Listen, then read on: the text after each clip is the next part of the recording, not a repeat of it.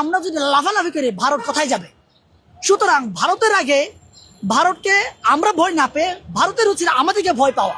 বাংলাদেশের মানুষের প্রতি আমার উদাত্ত আহ্বান থাকবে যে বারে বারে আওয়ামী লীগ কিংবা বিগত সরকারগুলো আমাদেরকে বারে বারে ভয় দেখিয়ে আসছে, ভারতের চারপাশে আমরা আছি, সুতরাং ভারতের কথা মতো আমাদের চলতে হবে না, বরঞ্চ ভারত যেহেতু আমাদের চারপাশে আছি, ভারতের এক কথায় বলতে গেলে মায়ের পেটের ভিতরে বাচ্চা, এই বাচ্চাটা যদি সুন্দরভাবে ঘুমিয়ে থাকে তাহলে মা কষ্ট পাবে না।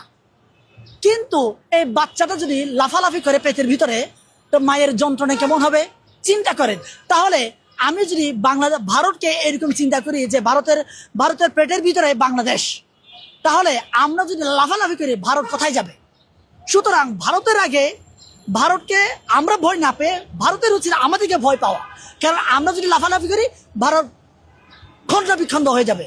সুতরাং বাংলাদেশের নাগরিকদেরকে উদাত্ত আহ্বান জানাবো যে বাংলাদেশের বিজেপি যে কাজটা করেছে, বর্ডারে যে সীমানা প্রাচীর কাঁটাতার দিতে এসে যে প্রতিবাদটা গড়ে তুলেছে, এটা আমি মনে করি অব্যাহত রাখতে হবে। এই অব্যাহত না রাখলে ওরা মনে করবে যে না, ওদের ইচ্ছা মতো আমরা করতে পারছি। এই দিন আর নাই। আগে যে বাংলাদেশ ছিল সেই বাংলাদেশ নাই আর। এই বর্তমান বাংলাদেশ হচ্ছে জেনজির বাংলাদেশ। এই বর্তমান বাংলাদেশ হচ্ছে ছেলে প্রধান বাংলাদেশ, আপনার আগের মতো মহিলা প্রধান বাংলাদেশ না। আমি এই কথা বলছি, অনেকে মনে করবেন যে ভাই আপনি মৌলবাদ পোষণ করছেন। নো, আমি মৌলবাদ